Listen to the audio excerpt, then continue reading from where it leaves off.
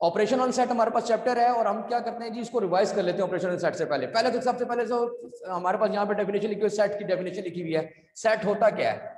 Set होता क्या जी? Set is a collection of well defined and distinct object. हमने ये पढ़ा था लास्ट में भी, हमने पढ़ा था कि जी क्या होता है, set is a collection of well defined and distinct objects. हमारे पास क्या है, वेल डिफाइंड और डिस्टिंक्ट। पहले तो सेट की डेफिनेशन क्या हमारे पास, set is a collection of well defined and distinct object। हमने क्या की थी, ये इसकी डेफिनेशन की थी। सेट इज अ वेल क्या था, कलेक्शन ऑफ वेल डिफाइंड और डिस्टिंक्ट। पहले तो सेट की डेफिनेशन हमने की थी। उसके बाद हमने क्या कहा था कि सेट को रिप्रेजेंट कैसे किया जाता है, सेट की रिप्रेजेंटेशन क्या है हमारे पास। सेट को रिप्रेजेंट करने के लिए हमारे पास 3 फॉर्म थी। There are 3 forms of set representation, tabular form, descriptive form और सेट बिल्डर फॉर्म। हमारे पास कौन सी थी, 3 फॉर्म्स थी हमारे पास।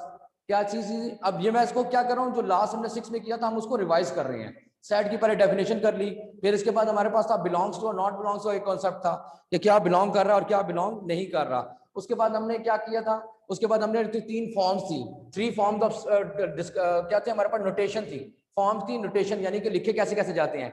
How set is represented, set की कौन कौन सी थी, 3 फॉर्म्स थी, represented in 3 forms, represented in, देखिए आपके पास बुक पे लिखा होगा, रिप्रेजेंटेड इन 3 फॉर्म्स। कौन कौन सी थी अगर आप रिमाइंड करें तो क्या क्या थी हमारे पास। सबसे पहले थी डिस्क्रिप्टिव फॉर्म, डिस्क्रिप्टिव फॉर्म थी हमारे पास, ठीक है। उसके बाद क्या थी हमारे पास, एक हमारे पास थी टेबुलर फॉर्म थी हमारे पास, और एक था हमारे पास सेट बिल्डर फॉर्म थी। ये 3 फॉर्म्स थी हमारे पास, जिसमें हम 3 तरीके से सेट को लिखने के, हमारे पास क्या था, 3 तरीके से हम सेट को लिख सकते हैं, ठीक है, वो थी हमारे पास। अब सेट के ऊपर ये मैं कह रहा हूं, लास्ट ईयर हमने जो किया था 6th क्लास के अंदर, हम ये सारा कुछ करके आए हैं कि सेट क्या था, सेट को बिलोंग, कौन सा एलिमेंट बिलोंग करता है, कौन सा एलिमेंट बिलोंग नहीं करता। फिर उसके बाद set, how set is represented क्या, 3 फॉर्म्स थी, डिस्क्रिप्टिव फॉर्म में डिस्क्राइब करते थे, टेबुलर फॉर्म में हमको लिखते थे, और इसको साइंटिफिक नोटेशन में लिखते थे हमारे पास, वो सेट बिल्डर फॉर्म हमारे पास होती थी। 3 फॉर्म्स हमारे पास थी। उसके बाद हम इसकी कुछ टाइप्स थी, there various types of set, हम क्या करते थे, उसके बाद हमारे पास टाइप्स थी। कौन कौन सी थी टाइप्स, अब इसको भी रिमाइंड कर लेते हैं दोबारा से, एक दफा क्या करते हैं, दोबारा रिवाइंड कर लेते हैं क्या चीज हमारे पास, कौन कौन सी फॉर्म्स थी हमारे पास। थी जी नंबर 1 एम्प्टी सेट। कौन कौन से सेट की कौन सी डिफरेंट टाइप्स ऑफ सेट कौन कौन से हमारे पास। सबसे पहले टाइप्स ऑफ सेट, अब मैं यहां लिख रहा हूं और इसके साथ साथ आपको टाइप्स ऑफ सेट, देखिए यहाँ पे पेज नंबर आपके पास 6 और 7 है। टाइप्स ऑफ सेट में क्या है हमारे पास, 6 और 7 के ऊपर तमाम डेफिनेशन लिखी हुई है। सबसे पहले है number 1 empty set. Empty set है, एम्प्टी सेट कौन सा सेट होता है, जिसमें कोई मेंबर नहीं होता, जिसको नल और वाइड सेट भी कहते हैं। हमें क्या कहते हैं इसको, एम्प्टी सेट, जिसको हम कहते हैं जिसमें नो एलिमेंट, क्या होता है जी, नो एलिमेंट, कोई एलिमेंट इसमें नहीं होगा, उसको क्या कहेंगे हम, एम्प्टी सेट कहेंगे। कैसे लिखते हैं इसको, एम्प्टी सेट को, एम्प्टी सेट को यूं करके भी लिख सकते हैं और यूं करके भी लिख सकते हैं, ये एम्प्टी सेट हम लिखा, ठीक है जी। नंबर 1 हो गया एम्प्टी सेट। उसके बाद हमारे पास आ जाता है फाइनाइट। अब फाइनाइट और इनफाइनाइट ये भी आपने पढ़ा था, डेफिनेशन भी की थी इसकी। फाइनाइट सेट का होता है limited number of elements, limited number of elements, जिसमें लिमिटेड नंबर ऑफ एलिमेंट्स होंगे, वो फाइनाइट सेट होगा। नंबर 3 पे क्या था हमारे पास, इनफाइनाइट सेट। इनफाइनाइट सेट का होता है unlimited number of elements, unlimited number of elements. अब अनलिमिटेड नंबर ऑफ एलिमेंट्स हो गए हमारे पास, तो क्या होगा हमारे पास, उसको क्या कहेंगे हम, इनफाइनाइट सेट कहेंगे। फाइनाइट सेट हो गया, इनफाइनाइट सेट हो गया, ठीक है। अब टाइप्स ऑफ सेट में अब अगर आगे नेक्स्ट चलें तो क्या हो जाएगा हमारे पास, एक हमारे पास very very important disjoint set होगा और ओवरलैपिंग सेट। डिसजॉइंट सेट क्या होते हैं हमारे पास, डिसजॉइंट सेट होते हैं set which have no common element. दो सेट दिए हुए उनमें कॉमन एलिमेंट कुछ भी ना हो तो वो क्या होगा, डिसजॉइंट सेट कहलाएगा। कौन सा सेट कहलाएगा, डिसजॉइंट सेट। इसको जरा मैं एक्सप्लेन कर देता हूं थोड़ा सा। डिसजॉइंट सेट को क्या करते हैं, उसको दो एलिमेंट, दो सेट्स कोई से भी हों, उन दोनों में कोई भी कॉमन एलिमेंट ना हो, उसको हम क्या कहते हैं, डिसजॉइंट सेट कहते हैं। डिसजॉइंट सेट क्या होता है हमारे पास, डिसजॉइंट सेट यानी जिस सेट के अंदर कोई भी एलिमेंट, दो सेट्स हो हमारे पास, एक सेट ए है हमारे पास, सेट ए हो हमारे पास 1 2 3 और सेट बी हो 4 5 एंड 6। इन दोनों में कोई कॉमन एलिमेंट नहीं है। इन दोनों में जब कोई कॉमन एलिमेंट नहीं है तो हम इसको क्या कहेंगे, नो कॉमन एलिमेंट, और इस सेट को हम कहेंगे डिसजॉइंट सेट, यानी कि इनके आपस में कोई भी रिलेशन नहीं है आपस में। ठीक है, ऐसे सेट्स को क्या कहेंगे हम, they sets which have no common element, sets which have no common elements. तो ऐसे सेट्स को हम क्या कहते हैं, जिनमें कोई भी चीज कॉमन ना हो, दोनों में, दोनों सेट्स आपस में कुछ भी कॉमन ना हो, ऐसे सेट्स को हम कहते हैं डिसजॉइंट सेट। ठीक है जी, डिसजॉइंट सेट क्या होगा, दोबारा रिपीट कर रहा हूं, इंपॉर्टेंट डेफिनेशन है कि set which have no common element, जिसमें कोई भी कॉमन एलिमेंट नहीं होगा, दो सेट्स गिवन है उनके अंदर जब भी कोई कॉमन एलिमेंट नहीं होगा, ऐसे सेट्स को हम कहेंगे डिसजॉइंट। क्या कौन सा सेट कहलाएगा, डिसजॉइंट सेट्स कहलाएगा। इसके बाद आ जाता है एक और, नेक्स्ट हमारे पास आ जाता है ओवरलैपिंग सेट। ओवरलैपिंग सेट, अब वो क्या चीज होती है, मैं जल्दी जल्दी से इसको करवा देता हूं। देखें, हमने लास्ट ईयर ये सारे किए हुए हैं, लास्ट ईयर हमने सारी डेफिनेशंस की हुई हैं, मैं दोबारा रिपीट करवा रहा हूं। ओवरलैपिंग में क्या होगा, ओवरलैपिंग सेट, ओवरलैपिंग क्या कहलाती है हमारे पास, ओवरलैपिंग सेट। ठीक है, ओवरलैपिंग सेट। अब ओवरलैपिंग क्या होगा, एक सेट दिया हुआ A is equal to 1 2 3 4 and B set दिया हुआ है हमारे पास 4 5 6 7। अब ओवरलैपिंग क्या सेट होगा, एटलीस्ट उसके अंदर वन कॉमन एलिमेंट होगा, एटलीस्ट वन कॉमन एलिमेंट होगा उसको। अब इसमें देखें, मैं इसको सर्कल कर रहा हूं, 4 इसमें भी कॉमन है, 4 एक सेट इसमें, इस एक एलिमेंट इसमें कॉमन है, एटलीस्ट इन दोनों सेट्स के अंदर एक कॉमन एलिमेंट होगा, तो हम ऐसे सेट्स को कहेंगे ओवरलैपिंग सेट्स। क्या कहलाएंगे हमारे पास, set which have set which have at least कम से कम वन कॉमन एलिमेंट। हमारे पास एक कॉमन एलिमेंट होगा तो हम ऐसे सेट्स को क्या कहेंगे, वन कॉमन एलिमेंट, हम ऐसे सेट को क्या कहेंगे, इसको कहेंगे ओवरलैपिंग सेट। ये कौन सा सेट कहला रहा है हमारे पास, ओवरलैपिंग सेट कहला रहा है। अब मैंने क्या कहा, डिसजॉइंट सेट में जिसमें कोई कॉमन नहीं आएगा वो डिसजॉइंट सेट कहलाएगा, और जिसमें एक कम से कम एक सेट जो है, एक एलिमेंट जो है वो कॉमन आएगा, वो ओवरलैपिंग सेट हमारे पास कहलाएगा। ठीक हो गया जी। नेक्स्ट हमारे पास है इसके अंदर, हमारे पास यहाँ पे इक्विवेलेंट सेट और इक्वल सेट, ये भी वेरी वेरी इंपॉर्टेंट, ये भी आती है डेफिनेशन बार बार कि जी हमारे पास क्या है जी, ओवरलैपिंग इक्वल और इक्विवेलेंट सेट। दोनों को लिखता हूं एक साथ ताकि आपको समझ आ जाए कि क्या होता है, इक्विवेलेंट सेट क्या होता है और इक्वल सेट क्या होता है। इक्विवेलेंट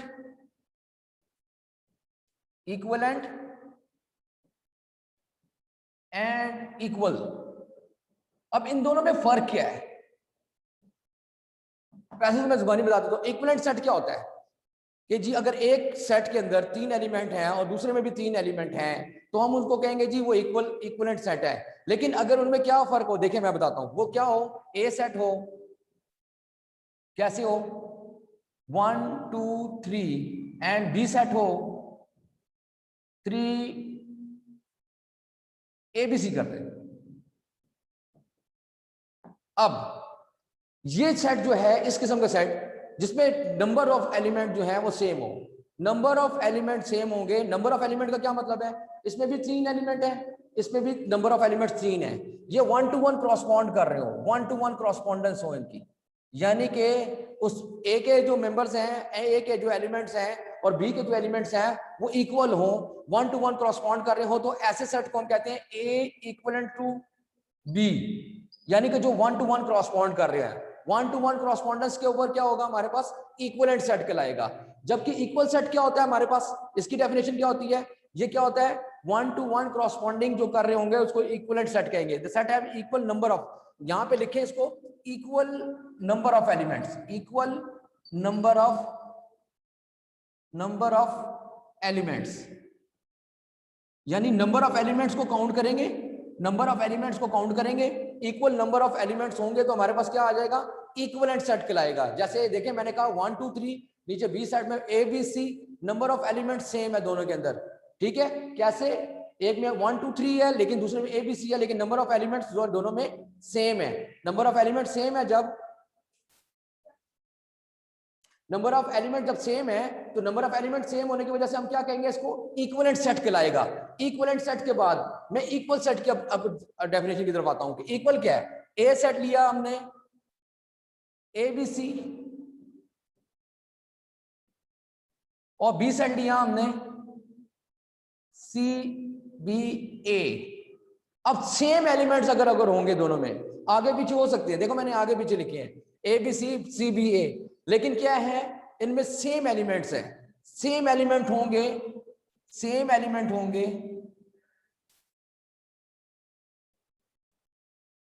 तो हमारे पास ये क्या होगा, A is equal to B. अब इन दोनों में फर्क ये है, इक्विवेलेंट सेट क्या होता है हमारे पास कि सेम नंबर ऑफ एलिमेंट्स, यानी कि काउंटिंग नंबर करें, नंबर होने चाहिए, एक क्रॉसपॉन्ड हो रहे हो, 1 to 1 क्रॉसपॉन्डिंग कर रहे हो, तो ऐसे को हम कहेंगे इक्वल नंबर ऑफ एलिमेंट्स कहलाएंगे हमारे पास।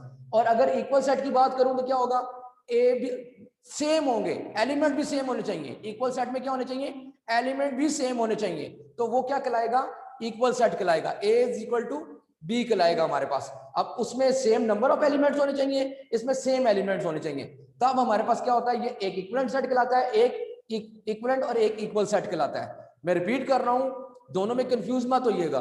क्या है जी, equal number of, equivalent set क्या होता है, इक्वल नंबर ऑफ एलिमेंट्स होते हैं। इक्वल नंबर ऑफ एलिमेंट का मतलब होता है जो उसके अंदर जो तादाद है, जो नंबर्स हैं वो कितने हैं। अगर एक में अगर 5 हैं ए सेट में, बी सेट में भी 5 हैं, और वो चाहे डिफरेंट हो, चाहे डिफरेंट एलिमेंट्स हो, लेकिन 5 5 दोनों में है, तो वो इक्विवेलेंट सेट, इक्विवेलेंट सेट कहलाएगा। इक्वल नंबर ऑफ एलिमेंट्स की वजह से इक्विवेलेंट सेट कहलाएगा। और दूसरा क्या है हमारे पास, इक्वल सेट क्या है कि जिसमें सेम एलिमेंट्स हो, अगर ऊपर भी ए बी सी लिखा ही है, नीचे भी ए बी सी डी ही होने चाहिए, उसके एलिमेंट्स बिल्कुल सेम एलिमेंट्स होंगे, तो वो क्या कहलाएगा हमारे पास, इक्वल सेट कहलाएगा। उसके बाद हमारे पास क्या डेफिनेशन आ जाती है, नेक्स्ट हमारे पास है universal set. A universal set which contains all the sets under consideration, यानी कि 2 3 4 सेट्स हों, उसके अंदर हम सारे सेट्स को इकट्ठा करके लिख दें, तो वो ऐसे सेट्स को क्या कहलाएंगे, हम यूनिवर्सल सेट कहलाएंगे। यूनिवर्सल सेट क्या होता है, यूनि सेट कहलाता है, यू सेट कहलाता है।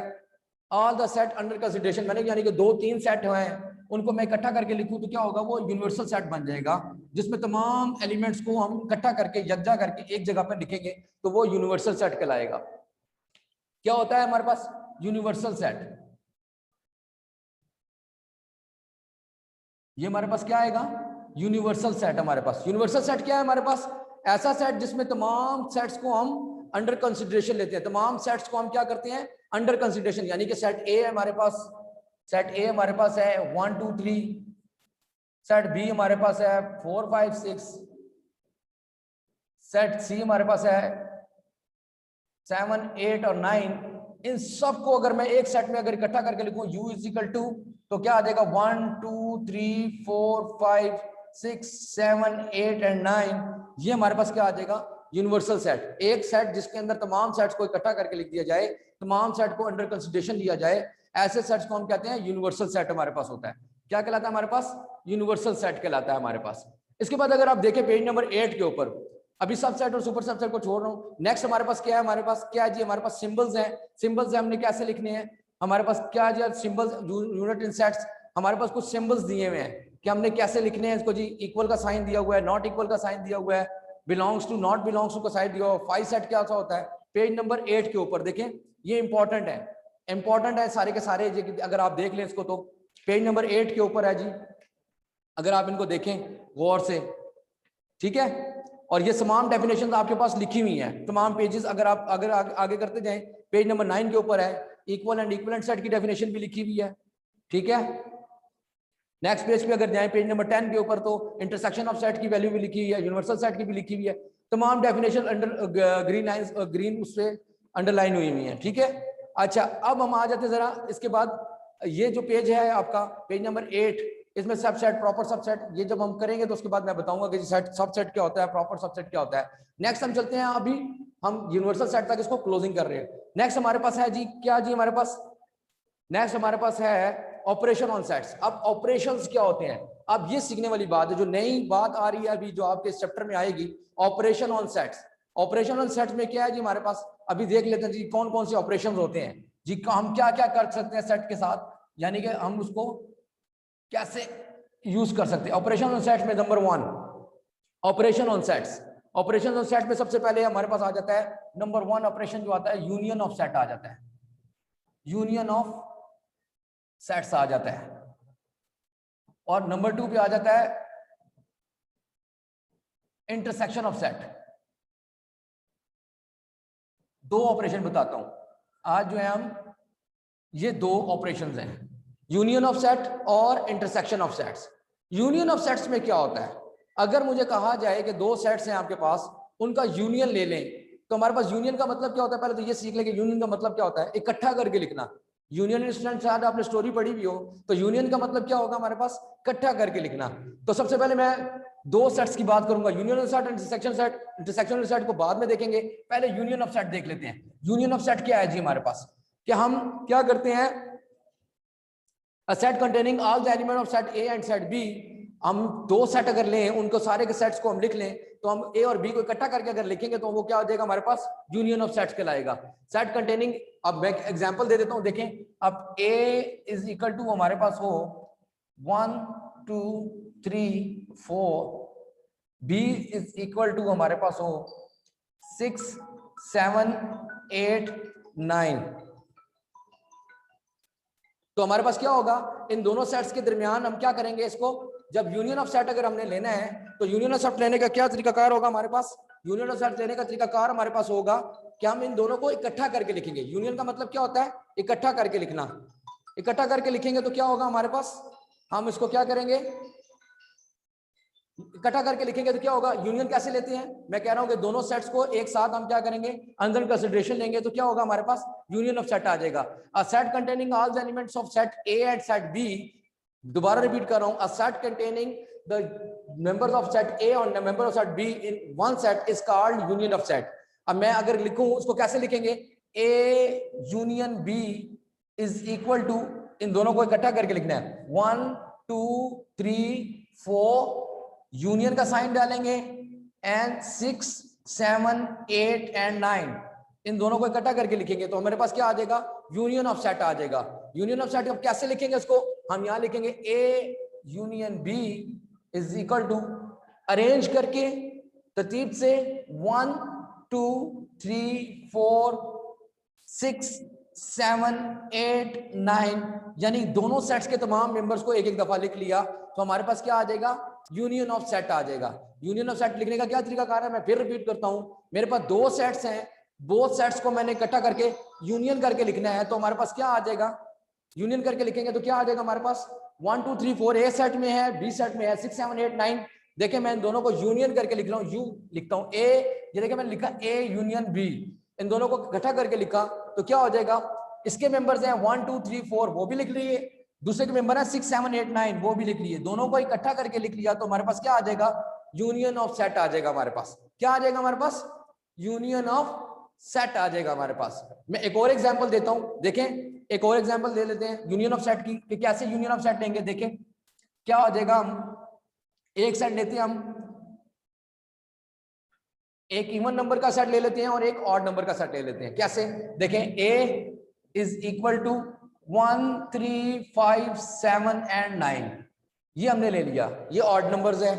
अब मैं इवन नंबर का एक सेट ले लेता हूं, b is equal to 2 4 6 8 and 10। अब मुझे कहता है जी इन दोनों का यूनियन फाइंड आउट कर लें। यूनियन फाइंड आउट करने का क्या मेथड मैंने बताया था, हम इसको कैसे लिखेंगे, a union b, a union b लिख लिया मैंने, और इसको लिखा 1 3 5 7 9, ये आ गया यूनियन 2 4 6 8 एंड 10। अब इन दोनों को इकट्ठा करके अगर मैं लिखूं, दोनों को ज्वाइन करके, अब अरेंज करके लिखना है। देखें इसको, यही मैं बताना चाह रहा था, इसको अरेंज करके लिखना है। अरेंज कैसे करेंगे, ए यूनियन बी में हम इसको अरेंज करेंगे तो कैसे आएगा, ए यूनियन बी, 1 के बाद 2 आता है, तो इसलिए 1 2 3 4 5 6 7 8 9 10, ये दोनों सेट को हमने यूनियन ले लिया, दोनों सेट को इकट्ठा करके हमने लिख दिया। आई होप कि आपको समझ आ रही होगी क्या किया मैंने, इन दोनों सेट्स को इकट्ठा करके लिख दिया। ये है 1 3 5 7 और 9, सेकंड सेट है हमारे पास 2 4 6 8 10। जब मैं इनको यूनियन में अरेंज करके लिखूंगा तो हमारे पास आ जाएगा 1 2 3 4 5 6 7 8 9 10। ये हमारे पास क्या आ जाएगा, यूनियन ऑफ सेट आ जाएगा। यूनियन ऑफ सेट में आई होप सो कि आपको समझ आ गई होगी कि यूनियन ऑफ सेट क्या होता है। यूनियन ऑफ सेट अगर आप अपनी कॉपी पे नोट करें, मैं एक दो एग्जांपल और देता हूं आप लोगों को, आप लोग इसको सॉल्व करें, आपको समझ आ जाएगी कि यूनियन ऑफ सेट क्या होगा। ठीक है जी, आपकी एक्सरसाइज में क्वेश्चन भी दिए हुए, यूनियन ऑफ सेट फाइंड करें, ए यूनियन बी फाइंड करें, बी यूनियन सी फाइंड करें, सी यूनियन डी फाइंड आउट करें। तो आप क्या करेंगे, उसको प्रैक्टिस करेंगे तो आपको इंशाल्लाह ये समझ आ जाएगा कि जी यूनियन ऑफ सेट क्या होता है हमारे पास। इसके बाद हमारा नेक्स्ट ऑपरेशन जो हमारे पास है वो क्या है, इंटरसेक्शन ऑफ सेट्स का। इंटरसेक्शन ऑफ सेट में हमने क्या करना है जी, अभी इसको देखें जरा, इसको रिमूव कर देते हैं। यूनियन ऑफ सेट हो गया, इंटरसेक्शन ऑफ सेट में क्या है, इंटरसेक्शन ऑफ सेट में हम क्या करेंगे जी, सेकंड ऑपरेशन है हमारे पास intersection of set. Intersection of sets में क्या है, इंटरसेक्शन ऑफ सेट्स में बेसिक जो चीज है वो समझने वाली ये है कि दोनों सेट्स के अंदर जो कॉमन एलिमेंट्स होंगे सिर्फ उसको लिखेंगे, सिर्फ उनको लिखेंगे जो कॉमन एलिमेंट्स है दोनों में। ठीक है, वो क्या कहलाएंगे हमारे पास intersection. Common elements of set A and set B are called intersection of set. ठीक है, दोनों में जो कॉमन एलिमेंट्स होंगे, कैसे देखें, लिखता हूं यहां पर एग्जांपल देते हैं जी। A is equal to 1 2 3 and 4, B is equal to 2 4 6 and 8। अब मुझे कहते हैं कि जी इसका इंटरसेक्शन फाइंड आउट कर दें, इसका intersection of set find out करें। Intersection of set find out करने का क्या तरीका कार है जी, मैं intersection of set find out कर रहा हूं तो क्या होगा, ए इंटरसेक्शन बी। देखिए कैसे लिखेंगे, ए इंटरसेक्शन का साइन क्या है, उल्टा यू डालेंगे, A intersection B is equal to 1 2 3 4 and intersection sign इस तरह करके देखें, इंटरसेक्शन साइन एंड 2 4 6 8। मैंने क्या डेफिनेशन बताई इंटरसेक्शन ऑफ सेट की, जो common element of A and B is called intersection of set. Common element जो दोनों में आएंगे वो क्या कहलाएंगे हमारे पास, इंटरसेक्शन ऑफ सेट कहलाएंगे। कॉमन एलिमेंट क्या क्या है हमारे पास इन दोनों में, देखिए मैं सर्कल कर रहा हूं, यहाँ पे क्या है जी, कॉमन 2 कॉमन है, देखिए दोनों में 2 है, एंड 4, ये देखें 2 एंड 4 मैंने सर्कल कर दिया है। कॉमन एलिमेंट कौन कौन से हैं, 2 एंड 4। तो ए इंटरसेक्शन बी हमारे पास क्या आ जाएगा, A intersection B of set is हमारा क्या आ जाएगा हमारे पास, 2 एंड 4। आई होप आप लोगों को समझ आ गई होगी जी। कॉमन एलिमेंट कौन कौन से हैं, जो दोनों में कॉमन होंगे, जो दोनों में सेम एलिमेंट्स होंगे, उनको हम लिख लेंगे एक एक दफा, तो वो क्या कहलाएगा हमारे पास, इंटरसेक्शन ऑफ सेट कहलाएगा। ठीक होगी मेरी बात, समझ आ गई सबको, ठीक है। कॉमन एलिमेंट्स कौन कौन से हैं हमारे पास, मैंने उनको सर्कल किया, देखें 2 4 यहाँ पे भी, इसमें भी था, सेट ए में भी था, और 2 4 सेट बी में था। दोनों में जो कॉमन एलिमेंट्स हैं वो क्या कहलाएंगे हमारे पास, इंटरसेक्शन ऑफ सेट कहलाएगा। बिल्कुल इसी तरह मैं एक और एग्जांपल दे देता हूं आप लोगों को। एक और एग्जांपल क्या है हमारे पास, देखें मैं, अब हम एबीसीडी से जरा सॉल्व करके देखते हैं तो उनमें कैसे आएगा। देखें एक एग्जांपल और देता हूं इंटरसेक्शन ऑफ सेट की। ये क्या कर रहे हैं हम लोग, union of set, intersection of set, हम क्या कर रहे हैं इसको, ये हमारे पास ऑपरेशन ऑन सेट्स हैं। ऑपरेशन ऑन सेट्स में सेकंड कैटेगरी में हम कर रहे हैं इंटरसेक्शन ऑफ सेट की बात। अब हमारे पास अगर मेरे पास एक सेट है, A is equal to A B C D, और दूसरा सेट है ए ई आई ओ यू, देन अब हमने इसमें क्या करना है, intersection of set find out करना है। Intersection of set find out करने के लिए क्या करेंगे, ए लिखेंगे, A intersection B is equal to A B C D, और इंटरसेक्शन का साइन डालेंगे दोनों सेट्स के दरमियान में, और ए ई आई ओ यू, ये पहले दोनों सेट्स को लिख दिया। ये ए सेट है, इंटरसेक्शन बी सेट। अब इन दोनों में जो कॉमन एलिमेंट्स हैं वो लिख लेंगे। कॉमन कौन कौन से हैं, देखें ए कॉमन है, ए कॉमन है, और कोई सेट्स में इनमें कॉमन आ रहा है, इनमें से कोई कॉमन नहीं आ रहा दोनों में से। तो ए इंटरसेक्शन बी हमारे पास क्या आ जाएगा, A intersection B is equal to, हमारे पास का सेट का क्या आंसर आ जाएगा, ए। ये हमारे पास इसका इंटरसेक्शन ऑफ सेट आ जाएगा हमारे पास। ठीक है जी, बात समझ आ रही है सबको इंटरसेक्शन ऑफ सेट की, कि इंटरसेक्शन ऑफ सेट कैसे फाइंड आउट करना है हम लोगों ने। जो दोनों में कॉमन एलिमेंट्स होंगे उनको एक दफा लिखेंगे तो वो हमारे पास इंटरसेक्शन ऑफ सेट कहलाएगा हमारे पास। ठीक है जी, ठीक हो गया। यूनियन ऑफ सेट की बात कर ली हमने, इंटरसेक्शन। अब आपने करना क्या है, अब आपने पहले तो सारी डेफिनेशंस लिखनी है अपनी नोटबुक के ऊपर, कॉपी के ऊपर क्या करनी है। अब आपको होम टास्क दे देता हूँ। होमवर्क क्या है हमारे पास, होमवर्क क्या है हमारे पास, होमवर्क क्या है हमारे पास, सबसे पहले आपने, ठीक है, ये रिमूव कर रहा हूं। अब मैं होमवर्क दे रहा हूं, जरा नोट कर लें जी अपने पास, नोट डाउन करें, होमवर्क नोट डाउन कर लें कि होम टास्क आपका क्या है जी। आपने अपनी कॉपीज के ऊपर होमवर्क क्या है आपका, आपने कॉपीज के ऊपर क्या करना है जी, पहले तो डेफिनेशंस लिखनी है, डेफिनेशंस विद एग्जांपल। ठीक है जी, डेफिनेशंस विद एग्जांपल, जहां से आपने पहले कॉपी के 2 पेजेस को छोड़ दीजिएगा इंडेक्स लगाने के लिए, नीट कॉपी जो स्टार्ट करनी है आपने। फिर सेट की डेफिनेशन है, उसके बाद उसकी जो डिफरेंट टाइप्स ऑफ सेट है उसकी डेफिनेशन है, वो सारी की सारी आपने लिख के एग्जांपल्स लिखनी है। और उसके बाद यूनियन ऑफ सेट, और जब आप करेंगे यूनियन ऑफ सेट, सेट की भी डेफिनेशन लिखनी है आपने, और इंटरसेक्शन ऑफ सेट की।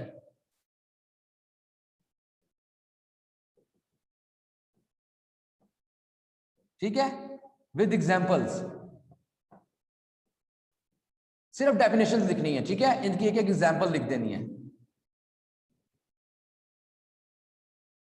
With example.